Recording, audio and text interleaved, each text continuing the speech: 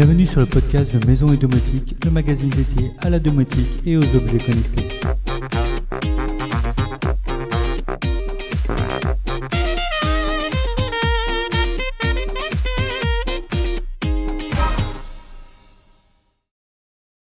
Bonjour à tous. Comme chaque semaine, je vous propose aujourd'hui le débrief sur l'actualité du blog et de la domotique en général. Sur le blog, je vous ai présenté cette semaine le test de la caméra EZVIZ LC3. Ce fabricant est bien connu car il s'agit d'une filiale de Hikvision, renommée dans le domaine de la vidéosurveillance professionnelle. EZVIZ propose donc une excellente qualité d'image et des fonctionnalités complètes. Le point fort de ce modèle LC3, c'est que la caméra est intégrée dans un éclairage extérieur.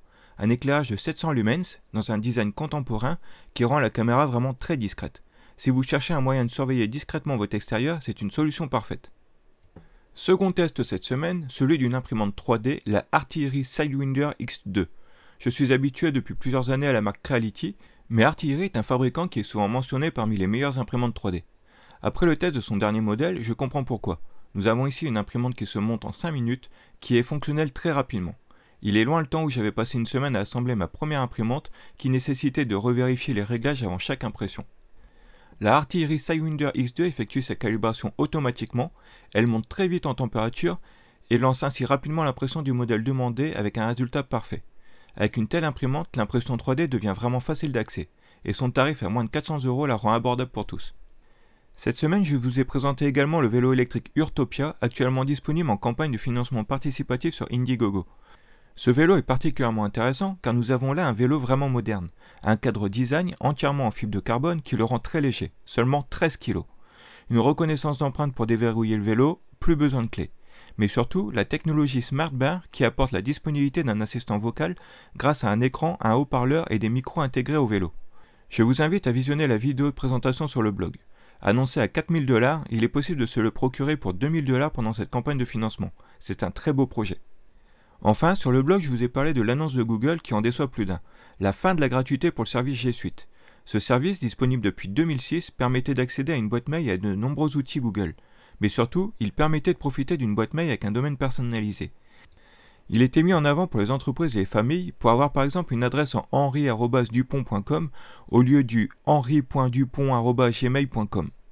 Annoncé comme gratuit à vie, Google vient de décider de mettre fin à ce service en poussant les utilisateurs à migrer sur sa formule Google Workspace payante à partir de 4,68 € par mois et par utilisateur, ce qui représente un budget de 56 € par an par utilisateur. Autant dire que pour les personnes gérant les adresses mail de leur famille, comme moi, cela représente un coût important. Malheureusement, c'est une réelle prise d'otage de la part de Google. En effet, de cette adresse mail dépendent généralement de nombreux services comme les mails bien sûr, mais également le calendrier, des documents bureautiques, mais surtout des chaînes YouTube, des achats sur le Play Store, applications, films, jeux, etc. que vous avez fait sur votre smartphone Android par exemple, des abonnements ou encore des accès à des services externes utilisant Google comme identification. Autant dire qu'il va être très difficile pour certains de migrer vers d'autres solutions.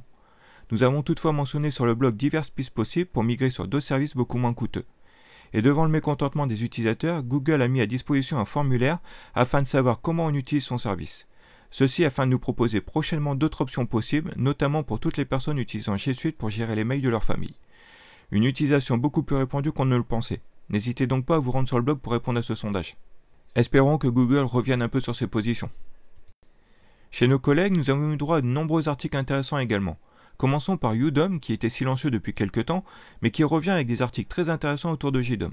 L'utilisation du portier connecté d'AWA avec JDOM, la possibilité de piloter son ordinateur toujours avec JDOM bien sûr, ou encore comment connecter sa voiture Kia Niro à JDOM. Domadou nous a proposé 2 guides intéressants pour réaliser une association directe entre une télécommande Zigbee et un contrôleur RGB, ou encore pour transformer un interrupteur simple en interrupteur double grâce à Schneider Audace.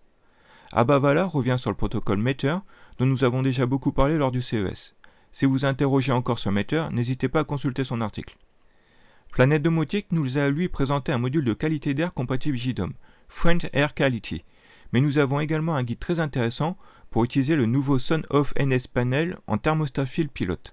C'est d'ailleurs un périphérique qui est en test au labo et dont je vous parlerai très prochainement sur le blog. Enfin, n'hésitez pas à écouter le podcast de nos amis de Tech Café qui ont invité cette fois Thomas, connu pour sa chaîne YouTube Le Journal de Thomas, très prolifique notamment sur Home Assistant. Pour finir, les soldes ont encore cours durant quelques jours. Vous pourrez comme d'habitude retrouver les bons plans sur le blog, notamment sur les thermostats Tado, les alarmes Ajax, les produits Zigbee ou encore les marques Cubino et Fibaro. Sur ce, je vous souhaite à tous un excellent week-end et je vous dis à la semaine prochaine. N'oubliez pas de vous abonner au podcast pour ne louper aucune émission.